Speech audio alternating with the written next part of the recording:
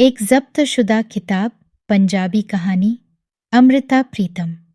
वे दोनों एक दूसरे को आमने-सामने देखकर नीचे धरती की ओर देखने लग पड़ीं।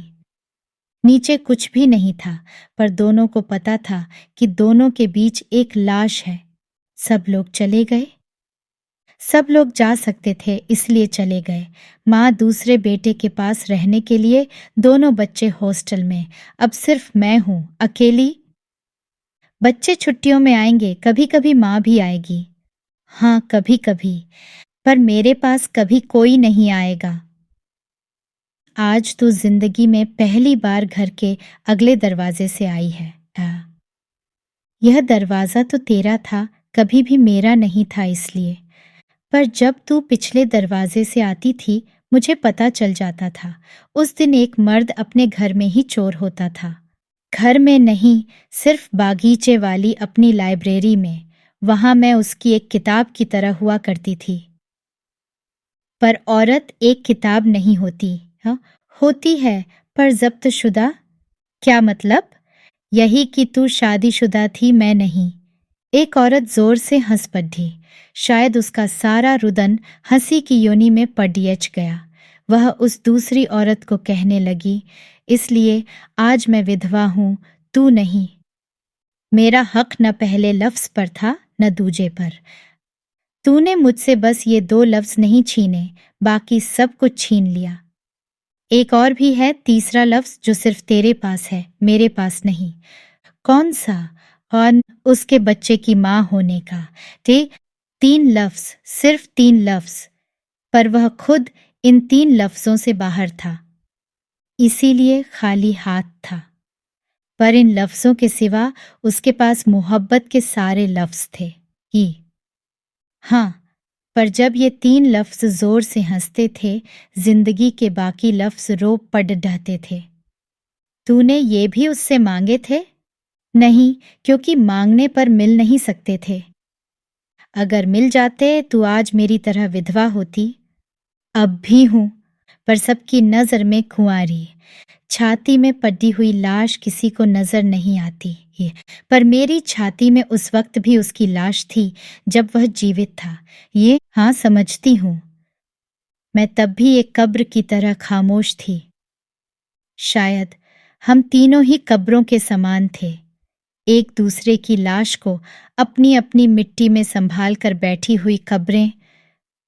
शायद, पर अगर तू उसकी जिंदगी में न आती, कोई फर्क नहीं पड़ता कि कैसे फिर वह खाली कब्र की तरह जीता। इट काविट। शायद, शायद नहीं। उसने अंतिम समय कुछ कहा था? कुछ नहीं, सिर्फ जो अब जो कुछ तुझसे गुम हुआ है, वह मुझसे भी गुम हो चुका है। इसलिए जो कुछ उसने कहा था, मुझे बता दे। कुछ नहीं कहा था, बस जब कोई कमरे में आता था, वह आंखें खोलकर एक बार जरूर उसकी ओर देखता था, फिर चुपचाप आंखें मूंद लेता था। शायद वह मेरी प्रतीक्षा कर रहा था। जी, शायद। तूने मुझे बुलाया क्यों नहीं था? घर में उसकी माँ थी, उसका छोटा भाई था, बच्चे भी। मैं सबकी नज़र में उसको बचाना चाहती थी। हाँ, क्या खोया क्या बचाया, इसका हिसाब लग सकेगा। मैंने जो खोना था खो चुकी थी, मुझे अपना ख्याल नहीं था। हाँ, पर तूने ठीक कहा था, अगर मैं उसकी जिंदगी में न आती, क्षति, मैं नफरत के दुख से बच जाती और शायद दूसरे दुख से नहीं बच सकती थी। दूसरा दुख? खालीपन का। शुरू से ही जानती थी, पाकर भी कुछ नहीं पाया। वह मेरे बिस्तर में भी मेरा नहीं होता था, खाली खाली आंखों से शून्य में देखता रहता था। फिर तो तुझे तसल्ली होती होगी, अगर वह अंतिम समय में भी सिर्फ शून्य में देखता। शायद होती।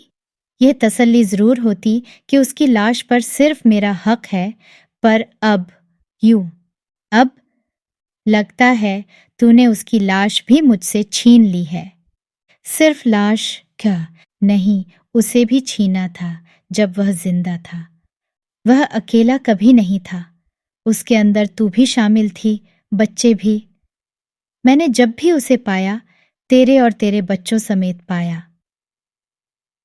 पर जब तू उसके करीब होती होगी, उस वक्त उसके ज़हन में न मैं होती होंगी, न बच्चे। हाँ, कुछ चीज़ों को याद नहीं करना होता, वे होती हैं, चाहे दीवार से परे हों, पर इससे फर्क नहीं पड़ ढचता।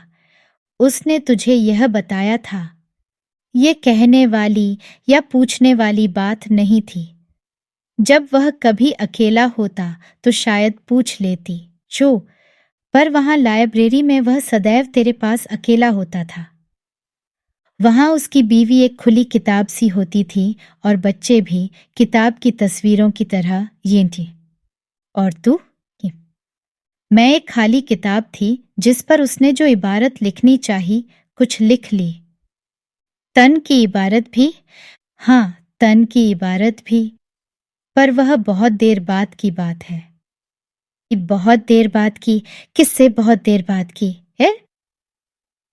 मन की इबारत लिखने से बहुत देर बाद की। क्या उस वक्त भी मैं एक खुली किताब की तरह उसके सामने होती थी, ईटा? हाँ, होती थी। इसलिए वह हमेशा एक कांपती हुई कलम की तरह होता था।